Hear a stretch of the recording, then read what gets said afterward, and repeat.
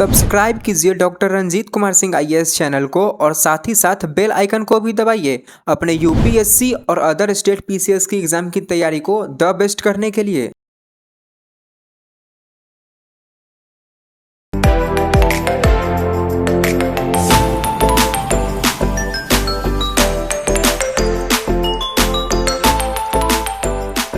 तो सबसे पहले हम स्टार्ट कर लेते हैं सब्जेक्ट वाइज कि सब्जेक्ट वाइज क्या क्या हम लोग को ध्यान देना है। ठीक है, सबसे अधिक जो फोकस करने का एरिया है वो हिस्ट्री का है। ठीक है, दूसरा जो है वो है बिहार, हिस्ट्री बिहार, बिहार स्पेशल, बिहार का मतलब बिहार स्पेशल। ठीक है ना, करेंट, साइंस, ज्योग्राफी,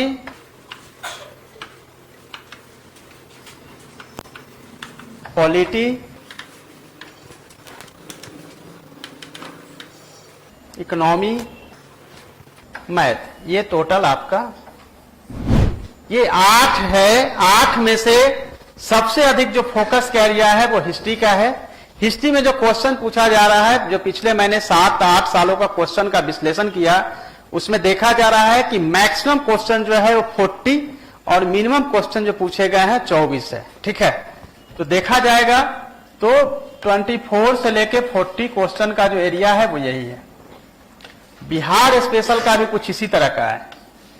25 से लेकर यहां जो है 35 तक का क्वेश्चन जो है यहां से पूछा जाता है। करेंट में पिछली बार भी अगर देखेंगे तो 37 के आसपास पूछा गया है, यानी कि इसमें कम से कम क्वेश्चन जो है वो 20 से लेकर एरिया जो है वो 35 क्वेश्चन तक का है। इससे ज्यादा का क्वेश्चन का एरिया नहीं है। साइंस में इसमें भी बढ़ता घटा रहता है। 25 से 30 क्वेश्चन पूछा जाएगा साइंस से। ज्योग्राफी से जो क्वेश्चन है वो भी घटता रहता है, 15 से लेकर 25 तक का क्वेश्चन है। पॉलिटी में क्वेश्चन जो है वो 5 से लेकर 10 क्वेश्चन तक मैक्सिमम क्वेश्चन पूछा जाता है। इकोनॉमिक्स में भी 5 से लेकर 10 क्वेश्चन मैक्सिमम क्वेश्चन, और मैथ जो है वो फिक्स है। तो पूरे 8 में से केवल मैथ ही है जो फिक्स है, बाकी कोई फिक्स नहीं है। लेकिन फिर भी रिजल्ट का अगर एरिया देखा जाएगा कि रिजल्ट जो है हमारा कहां पे छुपा हुआ है, तो रिजल्ट जो है वो आपको खास तौर से ध्यान देना, हिस्ट्री, बिहार स्पेशल, करेंट। ठीक है, ये 3 अगर एरिया को देखते हैं, और साइंस में भी स्पेशली बायोलॉजी से अगर ये 4 अगर आप पूरा कवर करते हैं तो अराउंड जो क्वेश्चन का है वो 120 क्वेश्चन का ये एरिया आपको पूरा कवर करेगा। ठीक है, लेकिन जिन्होंने साइंस को इग्नोर किया है उनको ज्योग्राफी अच्छे से करना पड़ेगा। पॉलिटी अभी पढ़ने की कोई जरूरत नहीं है, क्योंकि पॉलिटी की जो जानकारी है ऑलरेडी आप लोगों के पास इतनी है। मैथ में हम लोग क्या अब तक करते आ रहे थे कि मैथ में बी या सी हम लोग कलर कर देते हैं, जिसमें से कि कभी हमको 3 कभी 6 तक हमको मिल जाता है। लेकिन इसमें तैयारी करनी होगी ताकि कम से कम 10 में से 8 सही हो। ठीक है, यदि आपका ज्योग्राफी ठीक नहीं है, साइंस ठीक नहीं है, तो आपको ये कम से कम जो है मैथ को ठीक करना पड़ेगा। इकोनॉमिक्स का पोर्शन भी बहुत ज्यादा नहीं है। पॉलिटी में भी बहुत हम आपको एरिया बताएंगे कहां से क्वेश्चंस करना है। ठीक है, तो ये पूरा का पूरा सब्जेक्ट है। सब्जेक्ट के हिसाब से हम लोग बढ़ेंगे। अब बोलेंगे कि सबसे नेसेसरी कौन सा है जिसको कि बिल्कुल पढ़ना ही पढ़ना है, इसके अलावा आपके पास कोई ऑप्शन नहीं है। तो हिस्ट्री को आप इग्नोर नहीं कर सकते हैं, सबसे टॉप आपको पढ़ना ही पढ़ना पड़ेगा। बिहार स्पेशल पढ़ना ही होगा और करेंट को पढ़ना ही पड़ेगा। ये 3 सेक्शन है जिसको कि आपको सबसे अच्छे से करना पड़ेगा। रहा साइंस में अगर आपको कहीं दिक्कत हो रही है तो एटलीस्ट बायोलॉजी पढ़िए। अब बायोलॉजी में ही बताएंगे कहां से क्वेश्चन पढ़ना है। ज्योग्राफी में केवल इंडिया का जो है भारत का भूगोल यानी कि इंडियन ज्योग्राफी है उसको पढ़िए। पॉलिटी में ही बता देंगे कौन सा चैप्टर है। मैथ के लिए जो लास्ट 10 ईयर्स के जो क्वेश्चन पूछे गए हैं उसका केवल आपको रिवीजन करना है।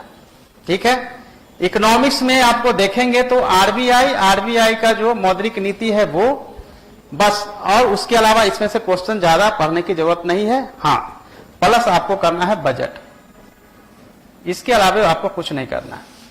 ठीक है, तो ये आपका पूरा का पूरा सेक्शन होता है जहां से आपको पढ़ना है। क्योंकि आज का क्लास इसलिए भी बहुत जरूरी हो जाता है कि आपका पूरा का जो व्यू है, ओवर व्यू है, वो क्लियर होना चाहिए कि क्या क्या पढ़ना है। ठीक है, आप सब लोगों ने नोट डाउन कर लिया है। अब चलते हैं कि सब्जेक्ट वाइज जो किताब आप लोगों ने लिया होगा। किताब तो मैं, चूंकि मेरी किताब है, मैं बोलूंगा कि अच्छी है, बट जिन्होंने कोई भी किताब पढ़ा होगा, हो सकता है आपने लुसेंट पढ़ा है, लुसेंट भी अच्छी। दोनों में से कोई भी, अगर इसको पढ़ा है ठीक है, अगर इसको नहीं पढ़ा है, लुसेंट पढ़ा है, तो इट्स ओके, नो प्रॉब्लम। ठीक है, मेरी तरफ से कोई ऐसा नहीं है कि आपको केवल यही किताब पढ़नी है, बट इन किताबों में से पढ़ना क्या है? इन किताबों में से मैक्सिमम जो है आप केवल देखिए साइंस का पोर्शन, हिस्ट्री का पोर्शन, हिस्ट्री, साइंस, पॉलिटी का, और केवल थोड़ा सा इकोनॉमी का। ये चार के अलावे इस किताब में से बाकी चीजों को नहीं पढ़िएगा। ठीक है, टाइम जो होगा बर्बाद होगा। केवल आपको ये चार पोर्शन को करना है। अब आगे हम आपको चैप्टर वाइज ही बताना शुरू करेंगे किसमें क्या क्या पढ़ना है। ठीक है, पहले आपको किताब के बारे में डिटेल्स जो है बताते जाते हैं, देन फिर आपको नेक्स्ट जो है बिहार समग्र जो है उसको देख लीजिएगा, आप लोग पढ़ लिए होंगे। इसके अलावा दो किताबें मैंने पहले ही बताया था, एक है आपका क्राउन का और दूसरी है इम्तियाज अहमद की। तीनों में से कोई भी एक पढ़नी थी और दो किताब आपको एक्सचेंज करना था, पता है, तो इसीलिए आपको इसमें से करना है। बट इसमें भी जो है हर किताब में बहुत कुछ दिया हुआ है, बट इसमें से आपको क्या करना है कि हिस्ट्री का जो है, बिहार की हिस्ट्री का जो पोर्शन है, केवल और केवल एंशिएंट का पीरियड का जो है, जिसमें कि अभी आप लोग को पढ़ाया गया था मगध का उत्कर्ष, 16 महाजनपद, ये सब चीजें यहां से देखनी है, क्योंकि मगध का उत्कर्ष प्योरली पूरी तरह से बिहार से जुड़ा हुआ है, तो उससे प्रश्न आते हैं। उसी तरीके से देखेंगे मौर्य काल, गुप्त काल, जो कि हिस्ट्री में पढ़ेंगे तो वो पढ़ना है, वो आना ही आना है, तो इसीलिए उसको पढ़ना है। अब सीधे सीधे मेराइवल को स्किप करके हम सीधे आ जाएंगे फ्रीडम मूवमेंट पे। ठीक है ना, फ्रीडम मूवमेंट में भी 1905 से लेकर 1947 इसी पीरियड को जो है आपको इसको करना है। एक आपका पोर्शन हो गया हिस्ट्री का। अगर इसकी ज्योग्राफी की बात करें तो बिहार के ज्योग्राफी के बारे में आपका बिहार का जो भौगोलिक स्ट्रक्चर है, ज्योग्राफिकल स्ट्रक्चर है, वो पढ़ना है, और यहाँ की एग्रीकल्चर है उसको पढ़ना है, कहाँ कहाँ किस किस एरिया में क्या है। इसका यहाँ का स्वेल जो है यानी कि मृदा है, मृदा के बारे में पढ़ना है। फॉरेस्ट एरियाज कहाँ पे क्या क्या है उसके बारे में, रिवर, नदियां कहां से निकलती है नेपाल के और कहां मिलती है, और उस बाकी चीजें उसके जुड़े हुए जितने भी फैक्ट है वो पढ़ना है। थोड़ी बहुत मात्रा में हमारे यहाँ मिनरल्स है उसके बारे में पढ़ना है, और कुछ झील है, कुछ जो है जलप्रपात जैसे चीजें जो छोटी छोटी है उसको पढ़ना है। यहाँ पे जगह कांवर लेक वगैरह है, इस तरह की कुछ कुछ फैक्चुअल चीजें ज्योग्राफी का है उसको ही आपको पढ़ना है। इसके अलावा इसमें बहुत ज्यादा डीपली ज्योग्राफी में नहीं देखना है, पॉलिटी नहीं पढ़ना है। बट पॉलिटी की कुछ जरूरी चीजें हैं जिसको कि जानने की जरूरत है। विधानसभा में कितने लोग हैं, विधान एमएलए कितने होते हैं, एमएलसी विधान परिषद में कितने हैं, कब गठन हुआ, झारखंड कब अलग हुआ, क्या आंदोलन हुआ था, यानी पॉलिटिकल सिस्टम बिहार से रिलेटेड जो चीजें हैं केवल वही समझना है। और चूंकि पंचायती राज इलेक्शन अभी चल रही है, इलेक्शन के बाद एग्जाम होना है, इसका मतलब है कि पंचायत का 73rd अमेंडमेंट कब हुआ, उसके पहले जो कमिटियां थी तीन उसके बारे में थोड़ा डिटेल्स, पंचायती राज से रेडी रहिएगा। 2-3 क्वेश्चन आपका आएगा 150 में से। ठीक है, तो ये सिस्टम केवल पॉलिटिकल जो बिहार का है उसमें से देखना है। इकोनॉमिक्स बिहार का नहीं पढ़ना है, केवल बिहार का जो आपका बजट है और आर्थिक सर्वे है, इकोनॉमिक सर्वे, उसको देखना है, बट केवल बॉक्स में हाईलाइट किया हुआ चीज को ही देखना है, बाकी कुछ भी नहीं पढ़ना है। ठीक है, तो बिहार की किताबें मोटी मोटी है, लेकिन आपको जो पढ़ना है उतना ही पढ़ना है। लेकिन बिहार की आधी बातें जो है वो कवर हो जाती है हिस्ट्री से। बिहार के हिस्ट्री को पढ़ने के लिए अगर आप हिस्ट्री पढ़ रहे हैं, एंशिएंट हिस्ट्री को अगर आपने अच्छे से कर लिया तो बिहार की हिस्ट्री हो गई। अलग से ज्यादा है नहीं, बट हर, जैसे मान लेते हैं कि बिहार का पढ़ रहे हैं तो फ्रीडम मूवमेंट से जो क्वेश्चन पूछा जाएगा तो फ्रीडम मूवमेंट एक आपका केवल फ्रीडम मूवमेंट ना केवल हिस्ट्री का है बल्कि बिहार का भी फ्रीडम मूवमेंट है, जिसमें कि सभी आंदोलन में बिहार में कौन सा सेंटर था, कौन नेता थे, यही प्रश्न पूछा जाता है। हालांकि 1905 में लिखा है, 1857 से आपको शुरू करना है, क्योंकि बाबू वीर कुंवर सिंह के बारे में एवरी ईयर क्वेश्चंस तो अल्टरनेट नेट आता ही आता है। तो वहां से शुरू करते हुए आपको असहयोग आंदोलन, सविनय अवज्ञा, 1942 के सभी आंदोलनों में बिहार के कौन कौन लीडर थे, इवन की गांधी जी के समय में कौन कौन उनके साथ थे, वो लिस्ट है एक, उसको याद कर लीजिएगा। क्वेश्चंस वहीं से आने वाला है और बहुत अच्छे से आप लोग इसको सुनिए और सुन लेते हैं अच्छा है, याद हो जाता है अच्छा है, नहीं तो घर जाके फिर से वीडियो आप एक बार देख जरूर लीजिएगा, क्योंकि इससे महत्वपूर्ण क्लास हो ही नहीं सकता, ना पहले हुआ है ना बाद में होगा, इसलिए बार बार मैं आपको रिपीट कर रहा हूं, ठीक है। सो कॉन्शियस होकर पूरे माइंड जो है अपने जो एरियल है उसको एकदम खड़ा करके रखिए ताकि सब कुछ रिसीव होता जाए। सो इतना से आपका बिहार का पूरी कहानी जो है हो जाती है, ठीक है। अब चलते हैं, बिहार से आगे बढ़ते हैं। इस पे मैं फोकस इसलिए कर रहा हूं बार बार क्योंकि सबसे अधिक क्वेश्चन यही है, ठीक है। ये किताब है मोटी, लेकिन इसमें पढ़ना है कम, सभी चीजें इसमें से नहीं पढ़नी है, ठीक है, याद रखिएगा। इसमें से पढ़ना क्या है, तो इसमें से पढ़ना है आपको सामाजिक धार्मिक आंदोलन जो हुआ है, ठीक है, राजा राम मोहन राय से होते हुए बाकी जितने भी कब कब हुआ, एक पूरा का पूरा सीरियल और डेट वाइज सब कुछ रख लीजिएगा। एक पोर्शन ये हुआ जिसमें कि सोशियो रिलीजियस मूवमेंट, ठीक है, सोशियो रिलीजियस मूवमेंट जो है, सोशियो रिलीजियस मूवमेंट से क्वेश्चन पूछा जाएगा, ओके। अब क्या है कि आप देखेंगे 1885 में आप जानते हैं इंडियन नेशनल कांग्रेस, और उससे पूर्व जो संगठन थी उसके बारे में, ठीक है। अब बहुत सारे लोग क्या करते हैं कि कांग्रेस की स्थापना के बाद कौन कौन सा सम्मेलन हुआ, कब कहां हुआ, कुछ याद नहीं करना। चार चीज तो इसमें याद करना है। पहले कौन थे, द्वितीय कौन थे, पहले अल्पसंख्यक कौन थे, महिला कौन थी, भारतीय महिला कौन थी, और फिर जो जो हुआ 1916 में जैसे होता है, हाँ, जो अधिवेशन है, समझौता है, इलाहाबाद है, लखनऊ, जो जो पैक्ट है या फिर लाहौर है, इंपोर्टेंट कुल मिला के जो है इसमें से 10 है, इसके अलावा कुछ नहीं है। ये 10 ही फैक्ट के अलावा कुछ नहीं पढ़ना है और आपको यहां से निकल जाना है। अब जो है हम लोगों को खास तौर से दिखाना है 1905 से 1947 का जो समय है, इस पे खास तौर से फोकस करना है, ठीक है। तो 1905 की ऐसी कौन सी चीजें थी, बंगाल विभाजन, स्वदेशी आंदोलन जो है, ठीक है। तो स्वदेशी आंदोलन स्वराज वाला याद रखिएगा, दोनों अलग अलग चीज है, ठीक है ना। असहयोग के बाद स्वराज आया था, ऐसा नहीं कि स्वदेशी स्वराज दोनों मिला लीजिएगा। तो बंगाल विभाजन की कंडीशन क्या बनी थी, कैसे बनी थी, और यहां से शुरू होता है आपका कुछ एक्ट, बहुत सारे एक्ट है जिसमें से कि आपको केवल 1909, 19, 35, 47 तक में जाकर एंड करना है। 4 उससे पहले जो आपका चार्टर एक्ट वगैरह है, तो कभी जो है सो आप देखेंगे चीन और चाय पे जो है आपको मिल गया, एकाधिकार मिला, उसके बाद शिक्षा के लिए हाँ 1 लाख। तो आप लोगों को सब याद है, बस इतना फैक्ट लेके आपको आगे जाना है, इससे ज्यादा फैक्ट पे नहीं कंसंट्रेट करना है। बट इस समय समितियां वगैरह जो बनी है हर आंदोलन के बाद, उस पर खास तौर से ध्यान रखिएगा।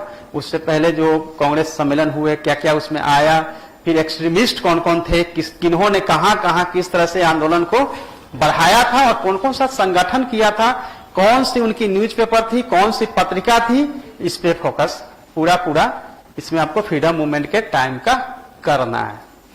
अब क्या है, क्वेश्चन जब सोल्व करेंगे आप आधुनिक भारत का इतिहास का, तो टाइमिंग का बहुत महत्व है। टाइमिंग अगर खाली आपको याद रहेगा तो आंसर निकलता जाएगा, क्यों कौन घटनाएं पहले हुई है, कौन बाद में हुई है।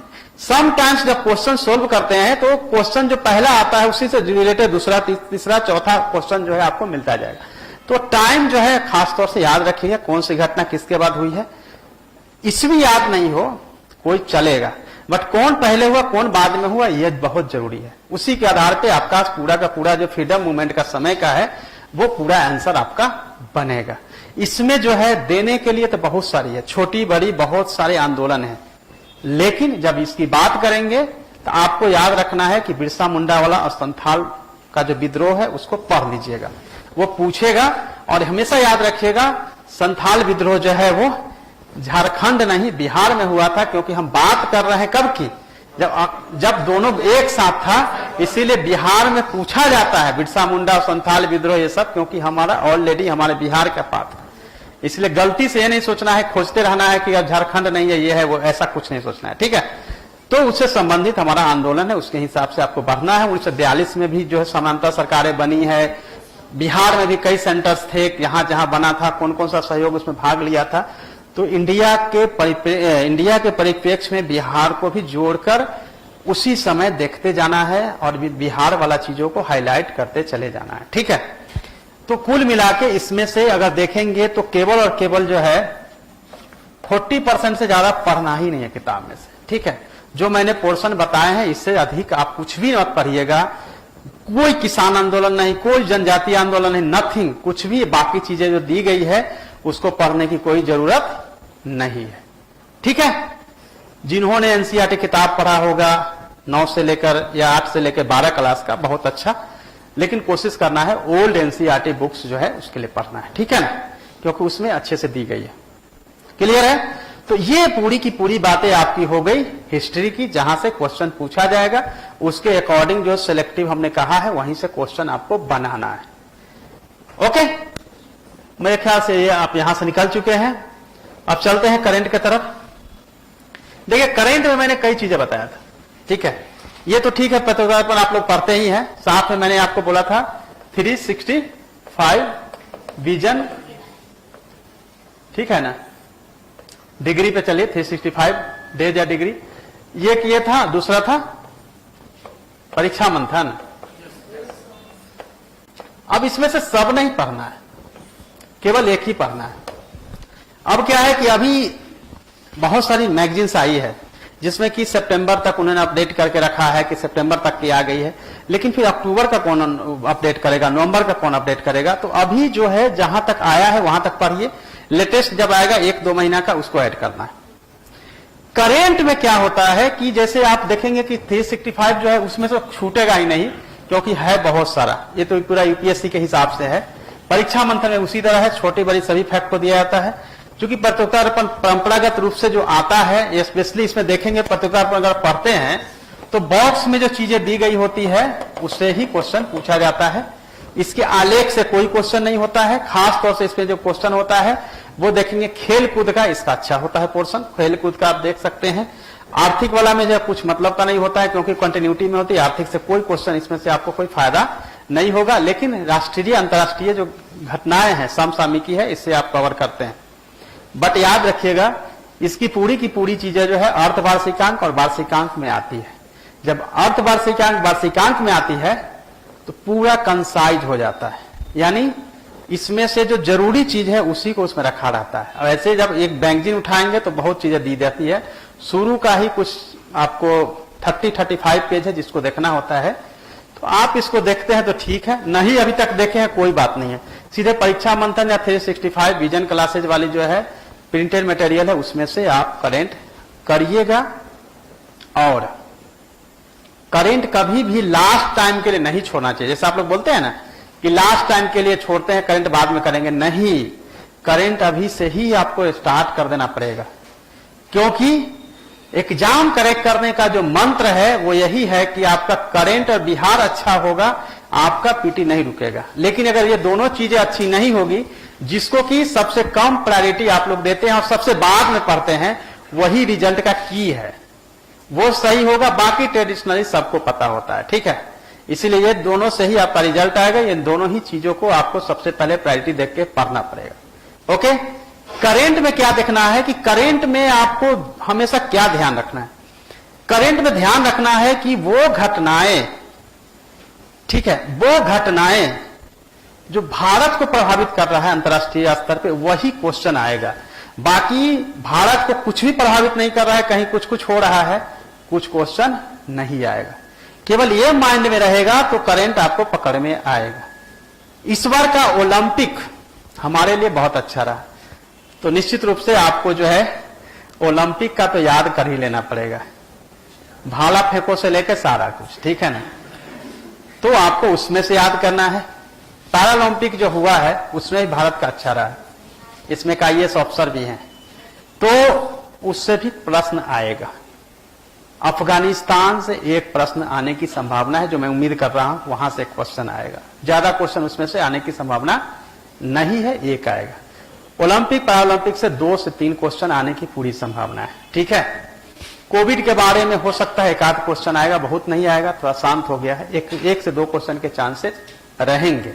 बाकी ट्रीटी, यूएनए, ये सब चीजें जो हुई है, कहां कहां हुआ है, वो एक मैच कराने के लिए आएगा। जहां जहां संगठन का हुआ है या हेडक्वार्टर है, ये जो चीजें ट्रेडिशनली है वो आएगा करंट में। ठीक है, तो उसके हिसाब से आप लोग देख लीजिएगा। वैसे अगले वीडियो में हो सकता है कि हम आप लोगों को बताएंगे कि करंट में क्या क्या आया है, किस किस को फोकस करना है। इवन कि हम क्वेश्चन भी कोशिश करेंगे गेस भी हो जाए, आप लोगों को मिल सहूलियत भी हो जाएगी, तो पता चल जाएगा। जो अगर हम फोकस करेंगे, चूंकि ओवरऑल आज फोकस कर रहे हैं, इसलिए ज्यादा न लेके हम धीरे धीरे केवल ब्रीफली आपको बता रहे हैं। अगर एक एक सेगमेंट को लेंगे तो आपको और बेटर ढंग से हम आपको फोकस करके बताएंगे कि यहीं से क्वेश्चन आएगा और यही क्वेश्चन आने की संभावना है। ठीक है, तो मुझे लगता है करंट का आप लोग समझ गए होंगे कैसे करना है। ठीक है, और करंट की पढ़ाई और बिहार की पढ़ाई ग्रुप में करनी है, खुद पढ़नी है और पूछताछ करना है। एक जगह 2 लोग बैठ जाएंगे, 4 लोग बैठ जाएंगे, पूछताछ करेंगे। इसमें से टफ से टफ क्वेश्चन पूछना है ताकि सब याद हो जाए। दिन भर का टाइम रखना है और शाम में 5-6 बजे मिलना है और पूरी क्वेश्चन को एक दूसरे से पूछताछ करना है, पूरा याद हो जाएगा। ये प्रोसेस अगर आप करेंगे तो न बिहार का क्वेश्चन छूटेगा, न करंट का क्वेश्चन छूटेगा। बट शर्त यही है, ईमानदारी पूर्वक जो करंट पढ़ेंगे वो सब कुछ कवर करिएगा। ऐसा नहीं कि कुछ खास चीज ही पूछ रहे हैं, सब कुछ को कवर करिएगा, तो क्वेश्चन से आपका आंसर जो है बिल्कुल निकलेगा। ठीक है, अब आ जाते हैं।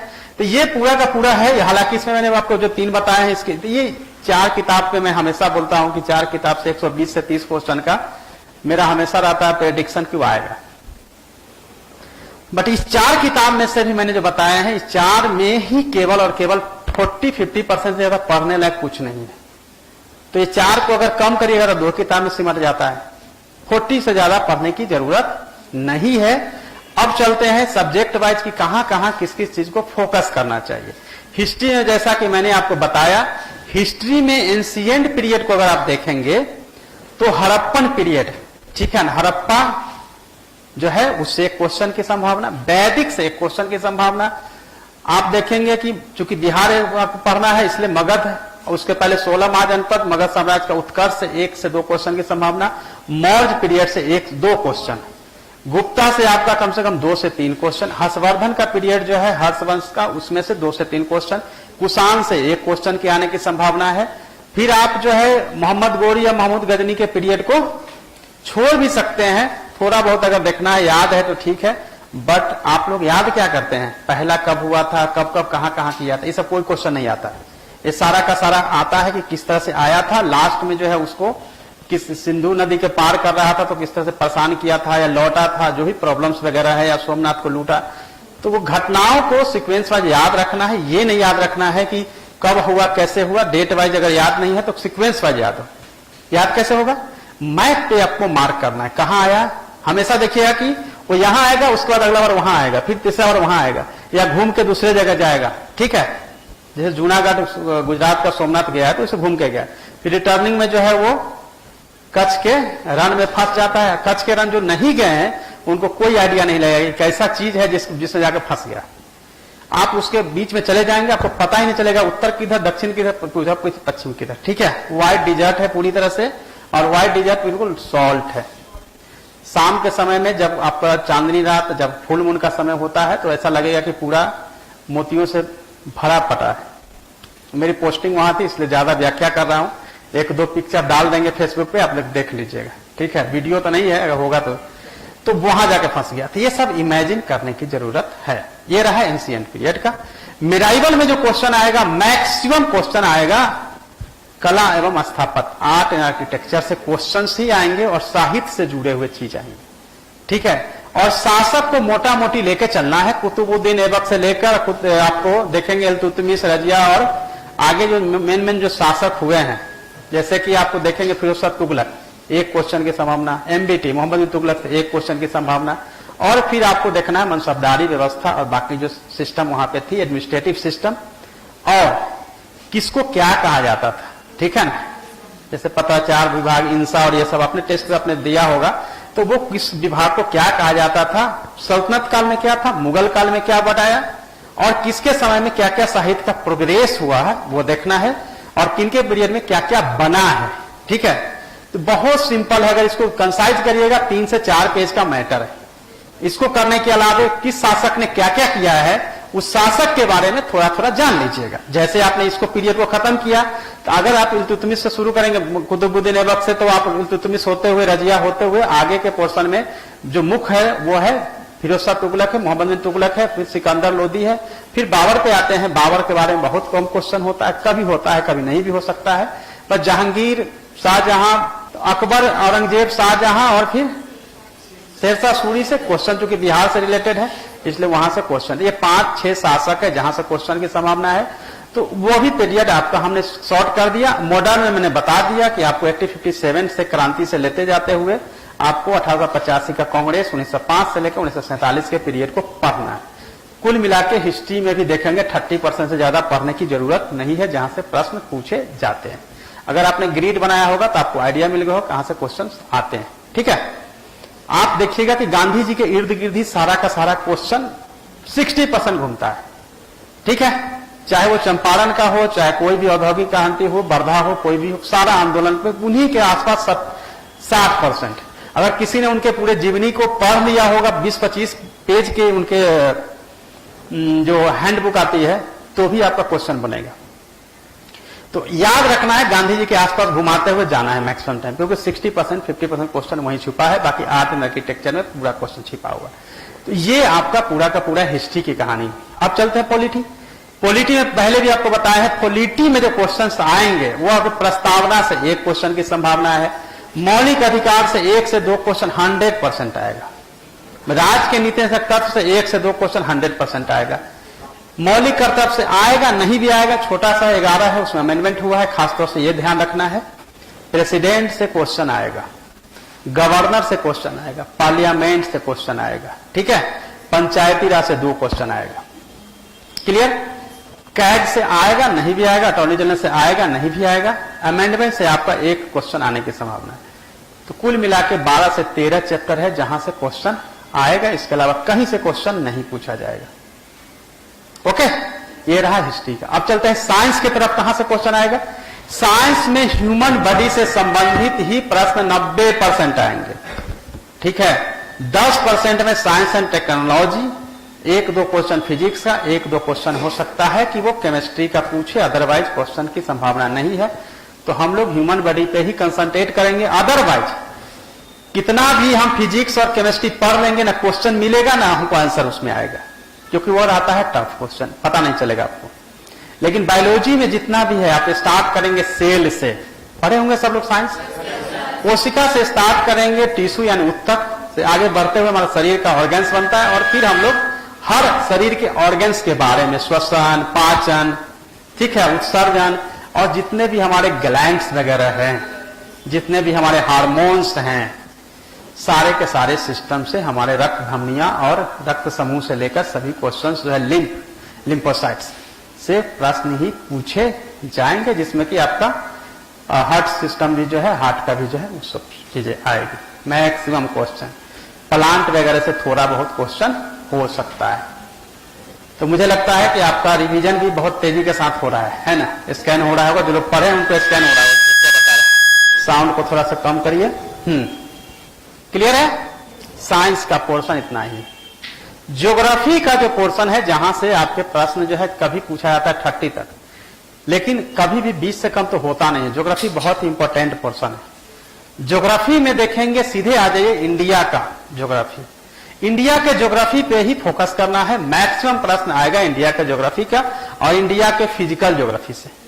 फिजिकल में क्या होता है कि आप जैसे ही भारत का भौगोलिक विभाजन करते हैं, तो आप सीधा जो है नॉर्थ में क्या करते हैं, हिमालयन रेंज करते हैं, प्लेन करते हैं, प्रायद्वीपीय भारत करते हैं, फिर द्वीप समूह कर देते हैं। इसमें क्वेश्चन मैक्सिमम है, सबसे अधिक। फिर क्लाइमेट में केवल और केवल क्लाइमेट में आएगा आपका मानसून से ज्यादा क्वेश्चन होगा। मानसून है या फिर आपका चक्रवात है, प्रति चक्रवात है, यहाँ जो हवाएं बहती है उस सब के बारे में क्वेश्चन होगा, थोड़ा बहुत उससे होगा। और उसके बाद छोटे छोटे हमारे द्वीप हैं भारत के आसपास के, उसके बारे में होगा। बाकी आप लोगों ने कर्क रेखा वगैरह वगैरह आप लोगों ने पढ़ा होगा। पृथ्वी की आंतरिक संरचना, मैं वर्ल्ड की बात कर रहा हूं, उसमें से क्वेश्चन आने की संभावना रहेगी। क्लाइमेट से थोड़ा रहेगा। समुद्री जलधाराएं, समुद्री जो द्वीप जलधाराएं, द्वीप, कोरल वगैरह वगैरह जो है वहां से प्रश्न पूछने की संभावनाएं रहेगी। भारत में जो है आर्थिक भूगोल से जो प्रश्न होगा, भारत के पोर्शन में ही 90% आ रहा है क्वेश्चन।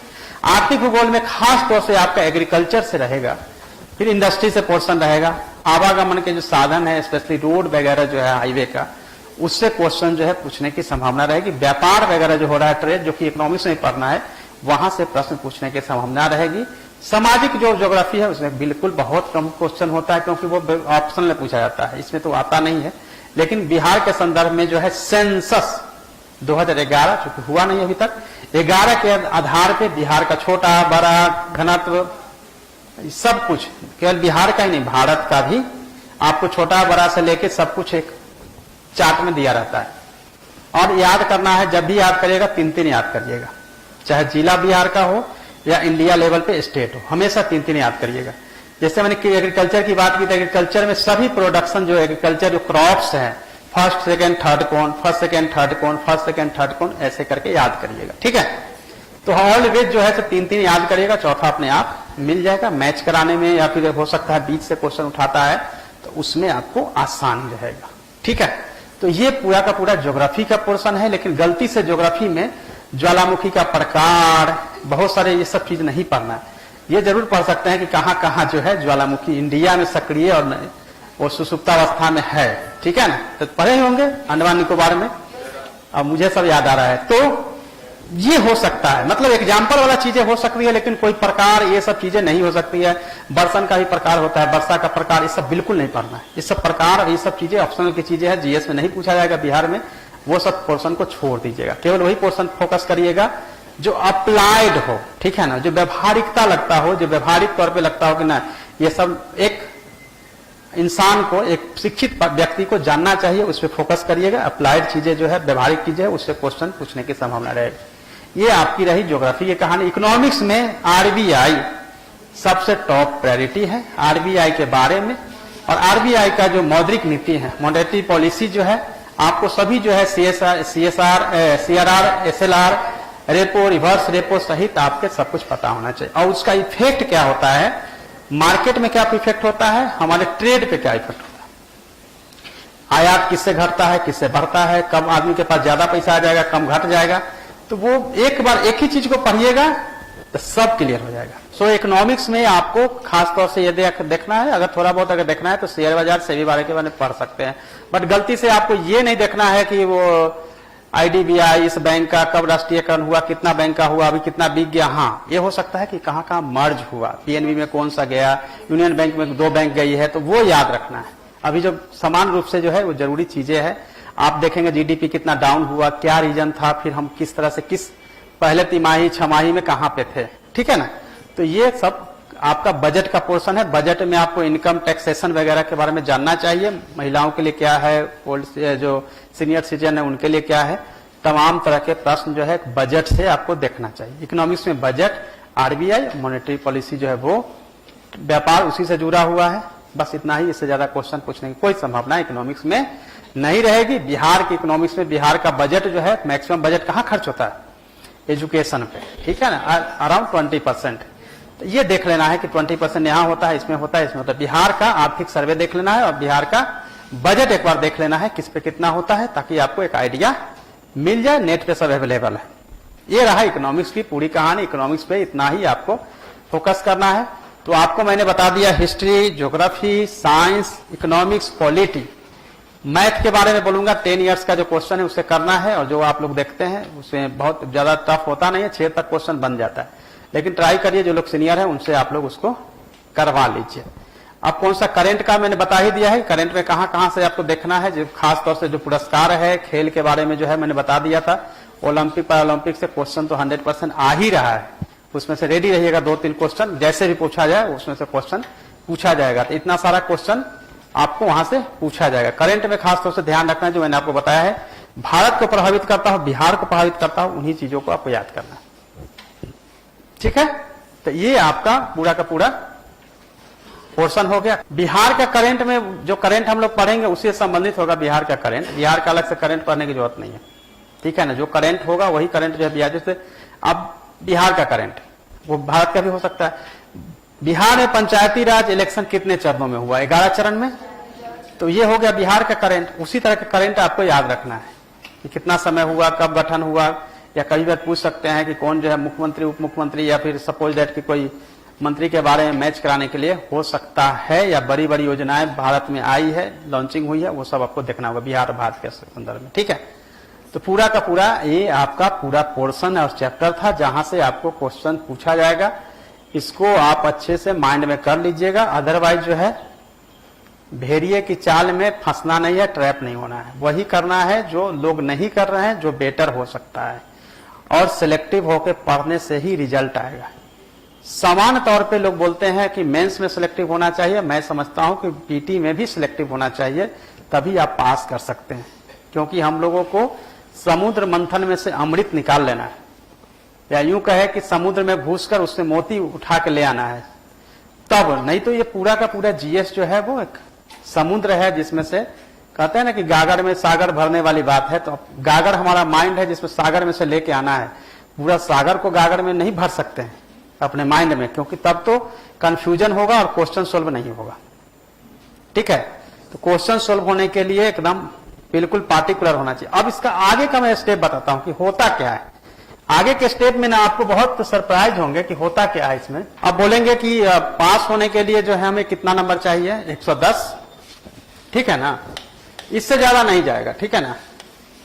इससे ज्यादा कट ऑफ नहीं जाएगा, इससे ज्यादा कट ऑफ 110 से ज्यादा नहीं जाएगा, ये गारंटी है। इससे ज्यादा नहीं जाएगा।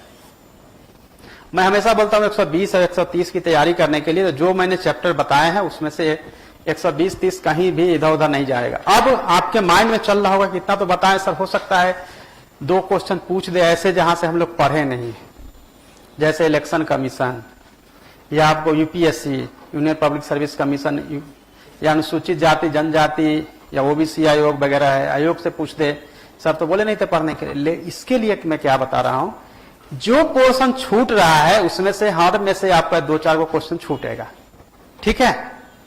2-4 क्वेश्चन छूटेगा। तो मान लीजिएगा 150 की तैयारी कर रहे, 110 ही सही होगा। हर क्वेश्चन, हर सब्जेक्ट में से 2-4 हमको छूट जाएगा।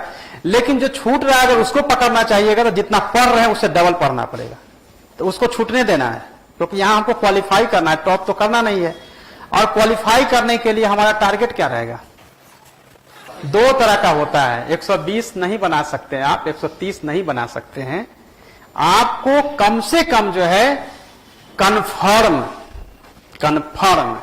आपको बनाना पड़ेगा 90 मिनिमम।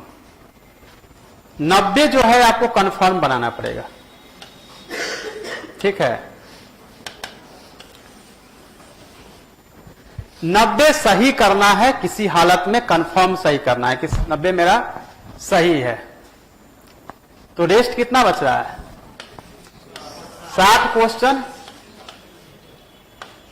दिमाग लगा के बनाइएगा तो इसमें से 20 सही होगा, ठीक है। ऐसे ही आंख बंद करके सही करिएगा तो भी 15 सही होगा। कोई निगेटिव मार्किंग नहीं है। आपका नंबर जो है 105 से 110 ऐसे ही आ जाएगा, कोई जरूरत नहीं है 120-30 की तैयारी करने का, ठीक है। बट 90 से 100 क्वेश्चन, जिन लोगों ने 100 कंफर्म बना लिया वो कुछ भी बी भी रंग देगा, बाकी बचा होगा तो भी उसका जो है 120 हो जाएगा सही, ठीक है।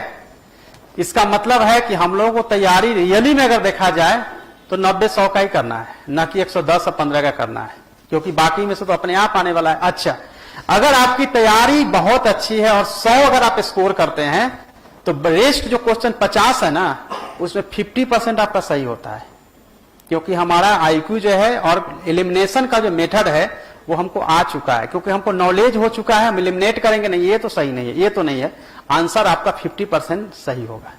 लेकिन जैसे ही आपका तैयारी अगर कमजोर है और 80 पे अटक रहे, यानी कि आपकी नॉलेज का लेवल अगर 80% पे है, तो जो सही होने का परसेंट हम यहाँ 40 बता रहे हैं, 50 बता रहे हैं, यहाँ 30 हो जाएगा। यानी कि जिसका 100 कंफर्म होगा उसका 125 सही हो सकता है, लेकिन जिसका 90 होगा 110 तो होना ही होना है।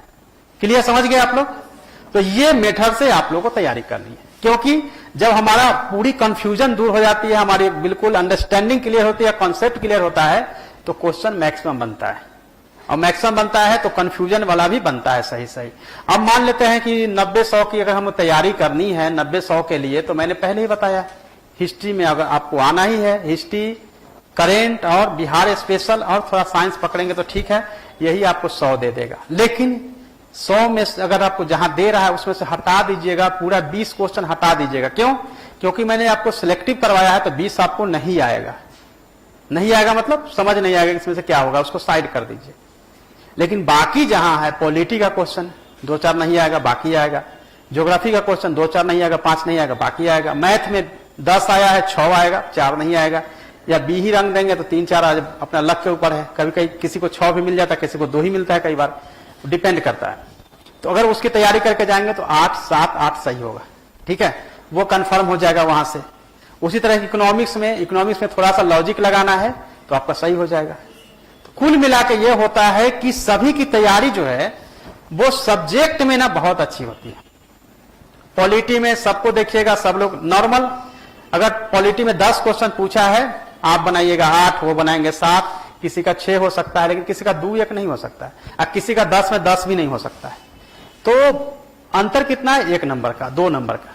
ठीक है, उसी तरीके से हिस्ट्री में भी वही है कि हिस्ट्री में भी अंतर देखेंगे किसी का, तो अंतर केवल आएगा 3, 4, 5 नंबर का। अगर 35 या 40 क्वेश्चन पूछ देता है तो कोई 30 बनाएगा, कोई 35 बनाएगा, कोई 25 बनाएगा। अंतर जो है 5-7 नंबर का हो सकता है। लेकिन करेंट ऐसा है जिसको इग्नोर करता है। अगर 30 में से कोई बनाएगा 10 और कोई बनाएगा 30 का 30 हो सकता है, 1-2 गलत कर सकता है। यहां अंतर सीधे 20 का आता है। बिहार स्पेशल कोई बनाएगा 10 और कोई बनाएगा 30 में से 25 100% सही। तो यही तो पूरा अंतर हो जाता है। जो ट्रेडिशनल चीजें हैं, जो प्रिपरेशन का है, वो सबका नॉर्मल होता है। लेकिन जहां आपका बिहार और करेंट आपका अच्छा हो गया, आपका नैया पार है। अदरवाइज पीटी बिहार का है बहुत टफ, यूपीएससी से भी टफ है, निकालना टफ है, क्योंकि सीट के 10 गुना देना है रिजल्ट। आप लोग समझ गए होंगे जो मैंने ट्रिक बताए हैं। उम्मीद यही है कि जितने लोग आप अभी हैं सबका पीटी होगा, और जितने लोग मुझे अभी लाइव देख रहे हैं उसमें से कम जो है 10% लोगों का पीटी होना चाहिए। तब मेरा जो है 2 घंटा समय देना सही साबित होगा, या लगेगा कि हमने समय दिया उसका सही यूटिलाइजेशन हुआ। दूसरा है, अभी समय जो है वो बहुत क्रूशियल टाइम है। टाइम मैनेजमेंट बहुत जरूरी है। अब टाइम मैनेजमेंट पे हम आते हैं कि क्या करें हम, कि कैसे हम टाइम मैनेजमेंट करें जिससे कि हम प्रॉपर जो है सो बढ़ सके। ठीक है, टाइम मैनेजमेंट के लिए बहुत जरूरी है कि हमारे पास, हम ये मान के चलेंगे कि हमारे 12 को एग्जाम हो रहा है। ठीक है, बट उम्मीद यह है कि 1 वीक 2 वीक बढ़ेगा। बट आप ऑफिशियली नहीं बोल सकता, लेकिन जो उम्मीद है, क्योंकि इलेक्शन जो है 15 को आचार संहिता खत्म होगी, पता नहीं क्या होगा, बट फिर भी उसी डेट को मान के चलते हैं। ठीक है, गांधी जयंती का आज अवसर है, 2 तारीख है, 10 दिन उधर और 60 दिन, मतलब 16 कितना दिन हुआ, 70 डेज। मैक्सिमम जो है 70 डेज आपके पास है। इसमें से केवल और केवल जो है हमको 50 डेज स्टडी करनी है और 20 डेज जो है वो रिवीजन करनी है। ठीक है, ये हमारी स्ट्रेटजी का पार्ट होगा। ठीक है, अभी से हम लोगों का पूरा प्लान हम लोगों के हाथ में होना चाहिए कि हमको करना क्या है। हमारे पास 50 दिन है, हमारे पास 8 सब्जेक्ट है। आपको हिस्ट्री के साथ कोई भी जो अच्छा लगता होगा आपको पढ़ना चाहिए। बेटा यही है कि करंट पे ध्यान दे। ठीक है, करंट पढ़ लीजिए, हिस्ट्री और प्लस करंट पढ़ लीजिए। उसके बाद क्या करना है कि बिहार पढ़ना है, क्योंकि एक ही करंट आप फ्रेंड के साथ पढ़ना है करंट, इसलिए एक ही कोई ऐसे रिलेवेंट चैप्टर को ले सकते हैं। बिहार के साथ क्या करना है कि हमको ज्योग्राफी पढ़ लेना है। ठीक है, हो गया 1 2 3। उसके बाद क्या करेंगे, हम साइंस पढ़ेंगे। साइंस में केवल और केवल बायोलॉजी पढ़ेंगे, बायो, अब इसके साथ हम क्या करेंगे कि दो तीन टाइम जो है सो थोड़ा 1-8 घंटा इकोनॉमिक्स दे देंगे, थोड़ी सी पॉलिटी भी रिवीजन जो है कर लेंगे, ठीक है। और फिर जो है मैथ डे के हिसाब से देखेंगे तो सबसे अधिक वेटेज जो है हमको हिस्ट्री और करेंट पे कम से कम देना है 10 दिन, 10 डेज, ओके। बिहार और ज्योग्राफी पे देना है हमको 10 डेज, ठीक है। साइंस, इकोनॉमिक्स और पॉलिटी जो है उसमें हमको देना है 8 डेज, ठीक है। और उसके बाद मैथ पे आप जो है मैक्सिमम दीजिए 5 डेज। कितना दिन अब फिर बच गया आपके पास? 30 भी नहीं हो पाया, 23 दिन हुआ ना? क्या हुआ? 23 प्लस 27, हाँ 33 ना हुआ जी, 20 8 28 33 ना हुआ, 33 रेस्ट कितना बच गया? 17 दिन। अब मैं बताता हूं क्या करना है। अभी क्या करना है कि 10 दिन का जो पहला समय है हिस्ट्री और करेंट पे हम लोगों को फोकस करना है, और हमें क्या करना है कि मॉर्निंग से लेकर दोपहर जब हम खाना खाने जाएंगे तब तक केवल और केवल हिस्ट्री पढ़ना है मॉर्निंग से। उसके बाद जो है खाना खा लिए, यानी लंच हो गया, लंच के बाद से लेकर रात के 11 बजे तक करेंट पढ़ना है। 2 सब्जेक्ट ही केवल लेके चलना है। इस बीच में क्या करना है कि करेंट के लिए 5 से 7 का या 4 से 6 का एक ग्रुप डिस्कशन रखना है केवल करेंट के लिए, क्लियर है। और फिर आपको देखेंगे कि आपको नेक्स्ट 10 डेज में आपका 2 सब्जेक्ट कवर है, कुछ नहीं करना है, ठीक है, 100% हो जाएगा। अब क्या करना है, जैसे ये पूरा हो गया तो इसको थोड़ा देर के लिए कर देना है साइड। अब क्या है कि करेंट जो है, ऐसा नहीं है कि आज मैंने करंट मॉर्निंग पढ़ा, हिस्ट्री पढ़ा, डेली हिस्ट्री पढ़ रहे हैं, नहीं। कई बार क्या होता है कि उसको चेंज करना पड़ता है। आपने बताया था पहले भी मैंने आपको, कभी जो है मॉर्निंग में भी करंट पढ़ लिया करिए तो थोड़ा चेंज हो जाएगा। जैसे खाना के बाद डेली जो है सो खीर खाने से अच्छा है कभी कभी मॉर्निंग ब्रेकफास्ट में भी खीर खाइएगा तो अच्छा लगेगा, ठीक है। जैसे दही खाते हैं मॉर्निंग में तो रात में भी कभी कभी खा कर देखिए। सो सम चेंजिंग जो है यहां पे जरूरी है। 10 डेज में आपका करेंट और ये पूरा हो जाएगा, लेकिन करेंट अभी पूरा नहीं हुआ है क्योंकि करेंट हम लोग को पढ़ना है नवंबर तक, यहां तक हम लोग पूरा कर लेंगे। अब चलेंगे बिहार और ज्योग्राफी, 10 डेज। ज्योग्राफी और बिहार में क्या करेंगे कि ज्योग्राफी तो पढ़ते ही रहेंगे, फिर से ये बिहार के लिए जो हम लोग कह रहे हैं 2 घंटा का ग्रुप डिस्कशन इवनिंग में बिहार के लिए रखना है। करेंट खत्म के बाद बिहार पे फोकस कर देना है, ठीक है। और बिहार में क्या करना है कि 3 किताबें, केबीसी नैनो वाली किताब, इम्तियाज अहमद सर की किताब और क्राउन की, ये तीनों किताब अलग अलग 3 फ्रेंड के पास होना चाहिए, या 6 फ्रेंड हो 3-3 के हिसाब से होना चाहिए। बस इसमें कोई भी होशियारी नहीं, ये अच्छा है हम पढ़ लेंगे, वो खराब है तुम पढ़ लो, ऐसा नहीं। सब में से क्वेश्चन आएगा, इसलिए सबको एक दूसरे से एक्सचेंज कर लेना है। एडवांस में बता देता हूं क्योंकि माइंड ज्यादा चलता है ना, और गलत चलता है उसका रिजल्ट भी बहुत मुश्किल से होता है। तो ये आपको 2 घंटे का 5 से 7 का रखना है सेशन, या 4 से 6 का जिसमें कि आपको ग्रुप डिस्कशन करना है, क्लियर है।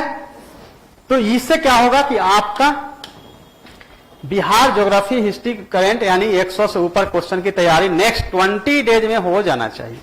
और तब फोकस करना है साइंस पे, केवल बायोलॉजी का, इकोनॉमिक्स का, पॉलिटी का। अगर ये इसमें अगर आपको मजा आ रहा है तो इवनिंग टाइम में ये भी आप कर सकते हैं कि पॉलिटी इकोनॉमिक्स से कुछ पूछताछ रख सकते हैं ताकि आपका कंटिन्यूटी बना रहे। लेकिन इसके बाद जो है 28 दिन के बाद कोई मिल मिलाप नहीं, ये 28 दिन के बाद जो है रूम में बंद हो जाना है, उसके बाद कोई डिस्कशन नहीं होगा। फिर क्या करना है कि ये मैथ जो है, जो सीनियर हैं, जो इंजीनियर हैं, उनसे सीख लेना है। सीनियर अधिकारी है वही बता सकते हैं। तो मैथ जो है थोड़ा 10 साल का देख के बना के सीख लेना है जितना ज्यादा संभव हो सके, लेकिन इसके लिए समय देना है 5 दिन, क्योंकि ये देगा 10 नंबर, ठीक है। ये पूरा प्लानिंग है। बचा अब आपको 17 दिन। अब 17 दिन में क्या होगा पता है, हम सब लोग जो है आलसी हैं, ये टाइम जो है एक्सटेंड करेगा और इसमें कम से कम 5 से 7 दिन जो है हमको एक्स्ट्रा लगने वाला है, जो हमने प्लान बनाया है। एडवांस में बता देते हैं, लगेगा, क्योंकि हम लोग भी प्लान बनाते थे, सक्सेस हमेशा नहीं होता है। तो ये इसमें से आपको 7 दिन जाएगा, 10 दिन बचेगा, जिसमें से फिर से क्या करना है कि हमको सारे सब्जेक्ट को 2-2 दिन में डिवाइड करके रिवीजन पे जाना है। 2-2 दिन में डिवाइड करना है, रिवीजन पे जाना है। नेक्स्ट जो हमारे पास 20 डेज बचेगा वो तीसरे रिवीजन या थर्ड रिवीजन की तरफ हम लोग जाएंगे। ठीक है, ये थर्ड रिवीजन होगा। ये थर्ड रिवीजन में हम लोगों को यूज करना है व्हाट्सएप का। ठीक है, थर्ड रिवीजन जो है व्हाट्सएप का यूज करना है। शाम में जो 2 घंटा का हम लोग का कार्यक्रम चलता था उसको अब करेंगे व्हाट्सएप, जिसमें कि 8 लोग एक साथ जुड़ सकते हैं। और इसमें हम लोग अंधाधुंध जो है करेंट और बिहार का नेक्स्ट 5 डेज पूछताछ चलेगा, एक दूसरे से पूछेगा और ये व्हाट्सएप से करेगा, मिल मिलाप बंद। ठीक है, तो ये आपका कुल मिला के जो है यहां से 5 डेज 7 डेज में आपका ये पूरा एक रिवीजन जो ऊपर का चैप्टर का है वो रह जाएगा। फिर भी आपके पास हाथ में बचेगा 10 डेज, जिसमें जो चैप्टर आपको इस पूरे डिवीजन में लगा हो कि यहां मेरा वीकनेस है, यहां कमजोर है, उसको केवल देखना है। लेकिन हमेशा जो है शॉर्ट टाइम निकाल के आपको रिवीजन पे फोकस करना है। तो ये 70 डेज का प्लान ऐसे होगा। लेकिन जो प्लान मैंने बताया है उसमें हमेशा 3 दिन 4 दिन आपका एक्सटेंड होगा। तो क्या करना है, घबराना नहीं है, डिमोटिवेट नहीं होना है, क्योंकि हम सभी मनुष्य हैं, मशीन नहीं है कि एक्यूरेटली वो काम कर दे। अब हमारा मशीन भी एक्यूरेटली कहां काम करता है, मशीन भी अपने समय से काम नहीं करता, हम लोग ह्यूमन हैं। तो हम लोगों का समय भी जो है थोड़ा एक्सटेंड हो सकता है। इसीलिए मैंने एडवांस में सारे प्लानिंग बनाए हैं ताकि आप घबराए नहीं, डिमोटिवेट नहीं हो, अरे मेरे पास समय नहीं, रिवीजन तो इतना दिन का दिए थे, फिर इतना दिन का कैसे। लेकिन जो मैंने प्लान बनाया है उसमें अपनी आवश्यकता के हिसाब से आप चेंज कर सकते हैं। लेकिन जो मैंने स्टैंडर्ड आपको बताया है प्लानिंग 70 डेज का, वो 70 डेज अगर आपने सही से कर लिया, कहीं कोई दिक्कत नहीं आने वाली है, आपको बिल्कुल सिलेक्शन होना तय है।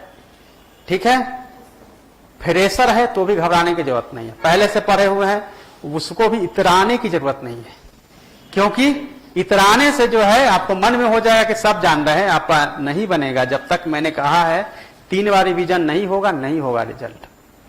और नया फ्रेशर जो है वो भी बहुत संजीदगी के साथ संतुलित होकर पढ़ाई करेगा, उसका भी रिजल्ट होगा। सो कुल मिला के आपको इस हिसाब से आपको पूरा पढ़ना है। तो ये आपका था time management plan. So book का plan, time management plan, topics का प्लान, ठीक है, सारा प्लान हमने बना दिया। अब रिजल्ट जो है एक और चीज पे डिपेंड करता है, वो हमारे हैबिट पे डिपेंड करता है, हमारी आदत पे। आदत हम लोगों को अब छोड़ देनी है नाइट पढ़ने वाली, या 1 महीना चला सकते हैं। ठीक है, पहली अपने डे टाइम में हमारा 7 बजे से उठने का टाइम है, 11-12 बजे सो रहे हैं, 6 घंटा सो रहे हैं, कोई दिक्कत नहीं है। पर दिन में 1 महीना पहले, नवंबर से, दिवाली के बाद से दिन में सोना बंद। ठीक है, सो दिन का जो ब्यूटी नैप है वो लेना बंद कर देना है। दिन में 1 घंटा सोना बंद कर देना है और सीधे जो है आपको नवंबर से, दिवाली के बाद से ये जो उठने का समय है 6-7 बजे उठना है, फिर रात में 10-11-12 बजे सो जाना है। मोबाइल में जो रात में आप लोग जो चैटिंग करते हैं 3 बजे 4 बजे तक, वो बंद है, उससे हो जाएगा प्रॉब्लम, होगा नहीं रिजल्ट। ठीक है, वो किसी काम का नहीं, भले पढ़ाई की बात कर रहे हैं, किसी काम का नहीं है। सोशल मीडिया को करेंगे साइड, 1 घंटा से 2 घंटा यूज कर सकते हैं, मैक्सिमम 2 आवर्स। उसमें से 1 घंटा किसी का वीडियो देख सकते हैं और 1 घंटा जो भी आप करते हो, पर इससे ज्यादा अलाउ नहीं है, तभी रिजल्ट होगा। ठीक है, आदत नंबर 3, आदत नंबर 3 यह है कि सोने के समय फेसबुक, यूट्यूब वगैरह यूज नहीं करना है। इससे आपको नींद आने में दिक्कत होगी और कई तरह के आप इमेजिनेशन करेंगे और लेट होगा। फिर सोशल मीडिया जो है हम लोगों को सोने से 1 घंटा पहले हाथ से छोड़ देना चाहिए। ठीक है, समटाइम्स मेरा वीडियो जो है 1 बजे 2 बजे भी आता है रात में, क्योंकि हम जगह होते हैं, हमें तो एग्जाम नहीं देना है ना, बट आप लोगों को बता रहे हैं, सलाह दे रहे हैं, हमको पता है कि क्या हो रहा है। तो आपको अपने समय पे आपको पढ़ाई करनी है। अपनी आदत को ठीक करने के लिए आलस को कर देना है साइड। ठीक है, आलस रहेगी, अगर आप लेजी रहेंगे तो रिजल्ट में होगी दिक्कत।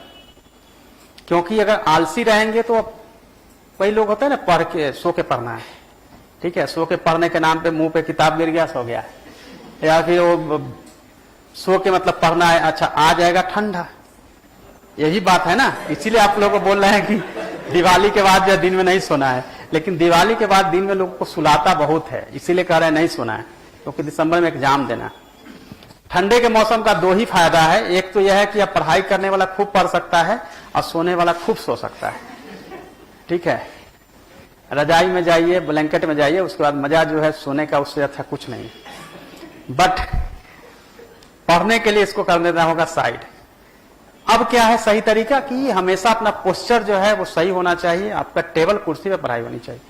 हम लोग क्या करते हैं, टेबल कुर्सी को तो साइड कर दिए हैं, जमाना बीत गया टेबल कुर्सी पे, या तो किताब का पूरा अंबार है, बेड पे ही सब कार्यक्रम चल रहा है।